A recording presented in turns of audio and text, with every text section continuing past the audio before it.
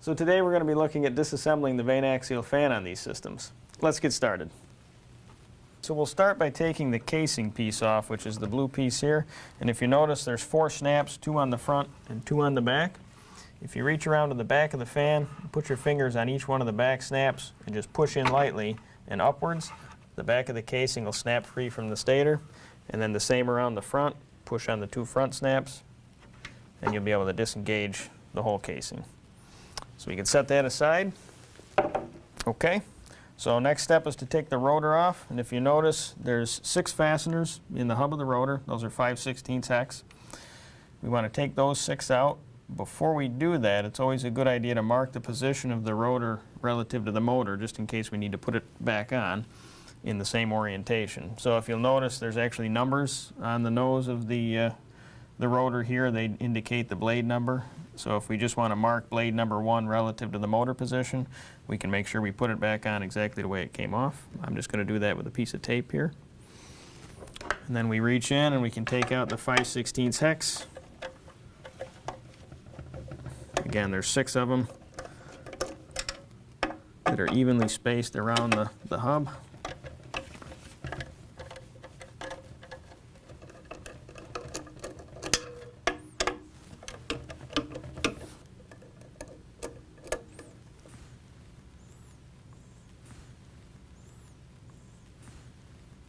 So the next step, once the fasteners are all free, now you can just grab on either side of the fan to one of the blades with your thumbs on the front of the motor here and pull up gently. It should slide off easily.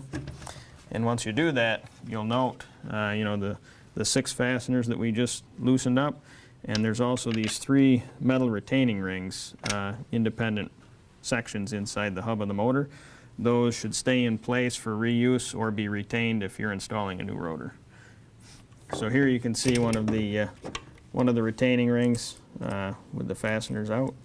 So there's, again, 3 segments of that retaining ring evenly spaced around the hub of the rotor. We can leave the retaining ring sections in the rotor for reuse. I just took it out to demonstrate what it looked like here. So I'll set the rotor aside now.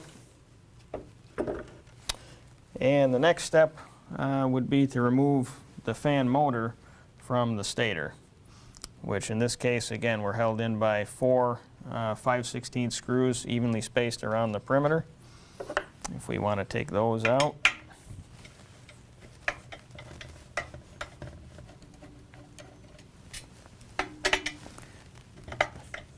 it's important to note here that these fasteners do have thread locking compound on them.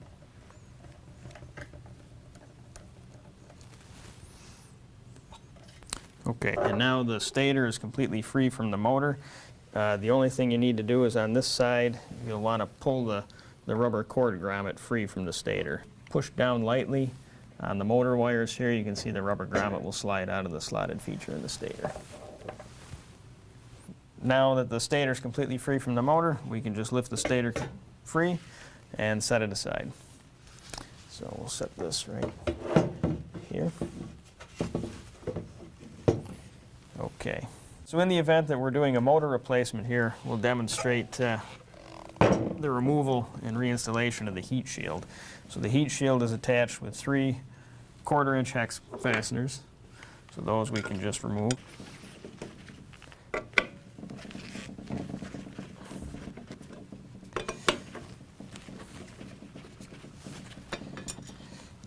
Here you can see the embossments of the heat shield that actually rest against the motor when assembled. They give it the standoff distance. Okay, so now we'll cover the reinstallation of a heat shield onto a new motor. So now here we have our new motor. We take our heat shield that we took off of the old motor that was being replaced. If you just line it up, again, with the embossments pointed down against the motor, line up the 3 holes. They are thread cutting fasteners. We want them to cut the threads back into the aluminum of the motor.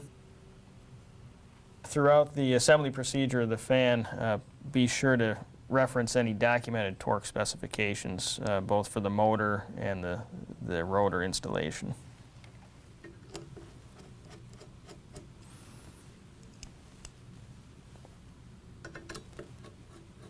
So in this case, we're reattaching the heat shield to the same motor we took it off of for the purposes of this video. In the case of installing this onto a new motor where the fasteners have not already been threaded at the factory, it may be easier to use a cordless drill or driver to get the thread cutting fastener to cut back into the aluminum easier. And it would not necessarily be as easy as what it looks like here, putting the fastener into the pre-threaded hole by hand. Okay, so now we'll demonstrate the removal of this flow control ring that you can see is attached to the stator in the event that we need to replace it. So for this, we just flip the stator upside down so that we can gain access to the snaps of the backside of the ring. And if you look down inside the stator vanes, you can see the blue snaps protruding through every third vane here. And the easy way to disassemble this is to reach down in that vane passage with a pair of needle nose pliers and just kind of gently push the two heads of the snap together and push gently through the stator. You won't be able to push it all the way through at once until we work around all 7 stations, but that's how you can disengage the snaps. And it helps to hold it up in the air slightly because otherwise the ring will hit whatever surface you're working on.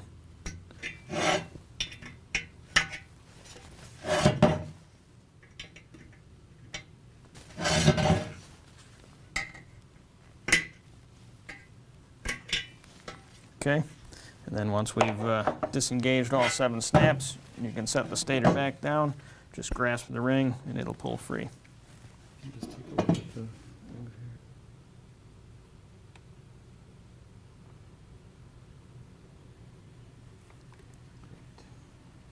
So in the event that we need to replace the flow control ring into a new stator or a new ring into an existing stator, you simply line up the 7 snap features on the ring and set them down into the little pockets on the leading edge of each one of these vanes. If you just gently rest it in place like this, get them all lined up, then you can just push each one down. You should hear them snap through the vane.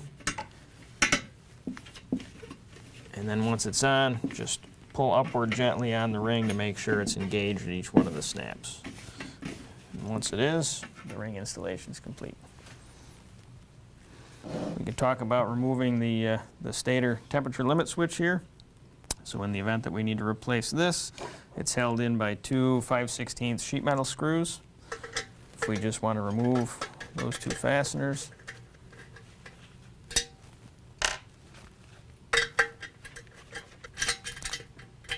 the thermal overload assembly comes out, and then we could put a new switch back in the existing stator. In this case, the threaded holes are already cut from the factory. In the event that you're putting a thermal overload switch in a new stator, you will have to cut the threads with the sheet metal screw into the aluminum manually. So go ahead and reinstall the switch. Okay, so if you just set the switch through the opening of the stator, and again, if you're putting these screws into a new stator, they'll go a little bit harder because you actually need to cut the threads for the first time. But it is just a sheet metal screw, so it should cut fairly easily.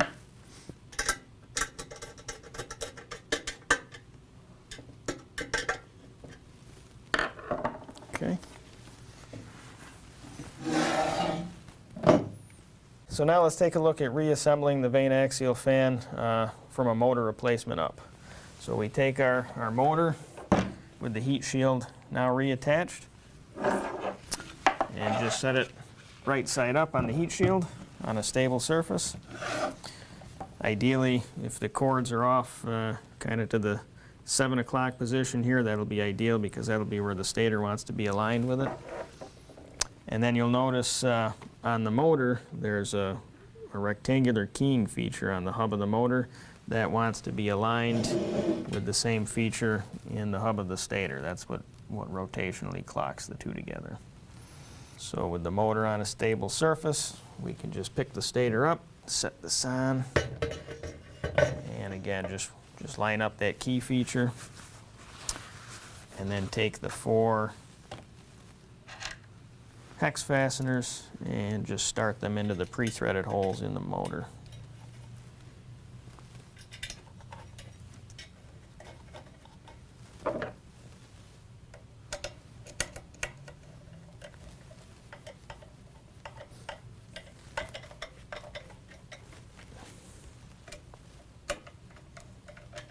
Okay, and then the final step is to fish the cord grommet back through the slot in the stator here. So you'll notice the cord grommet has a split ring on it.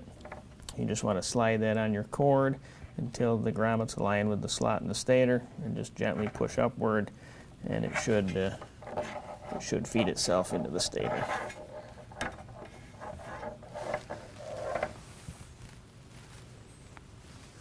Okay.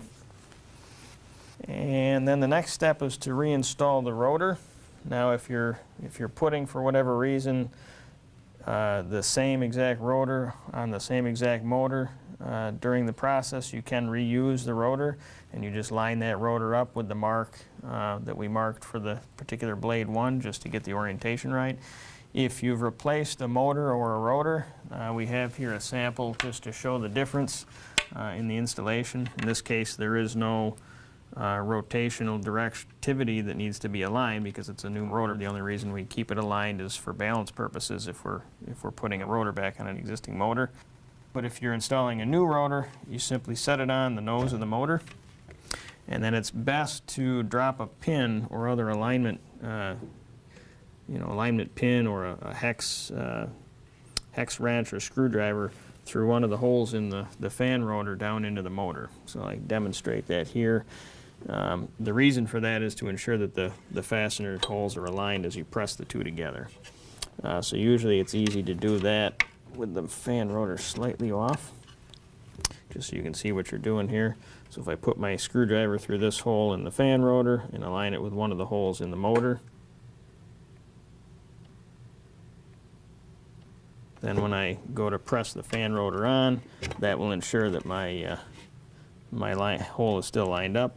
In this case, it's easy usually to grab the shroud of the rotor and just gently pull down, like so. And then the screwdriver has kept the fasteners aligned for us. Take the screwdriver out, or whatever other alignment mechanism you used. And then in this case, we'll take the retaining ring out of the old rotor and all the fasteners and put them in the new one.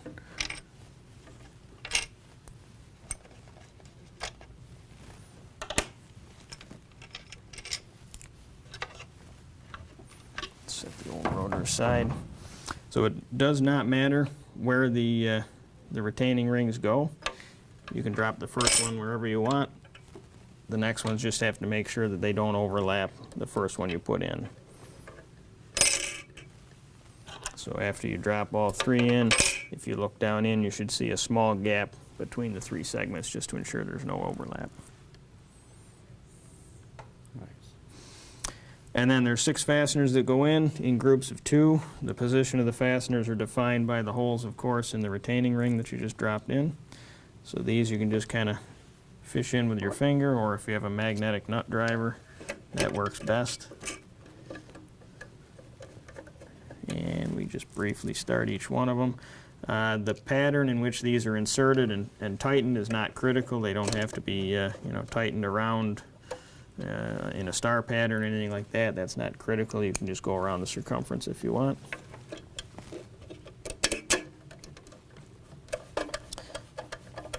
And usually it's easiest to hold onto the shroud of the rotor to keep it from spinning while you tighten these up.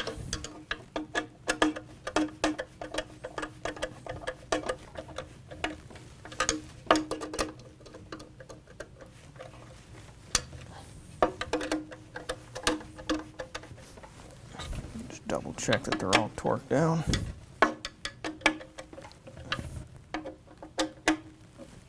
And that finishes the installation of the rotor. And then the final step after the rotor's on is just to reinstall the rotor casing. So we grab the blue casing, and again, there's 4 snap features on the casing, evenly spaced around the perimeter. You just want to align those with the 4 rectangular pockets. And if you just set 2 of the snaps in place on the front, you can actually just set and wiggle the casing down so that all 4 are seated. If you then just press lightly on the top of the casing, you'll hear the front 2 snap and then the back 2 snap. And again, you just want to pull up gently at each snap location to ensure all 4 of them are snapped in place.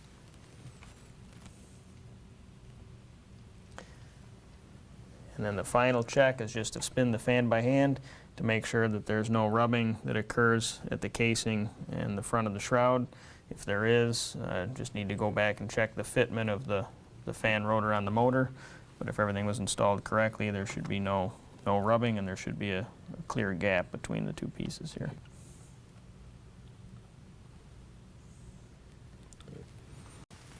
Okay, so there you have it. That covers the disassembly and reassembly of the vane axial fan system.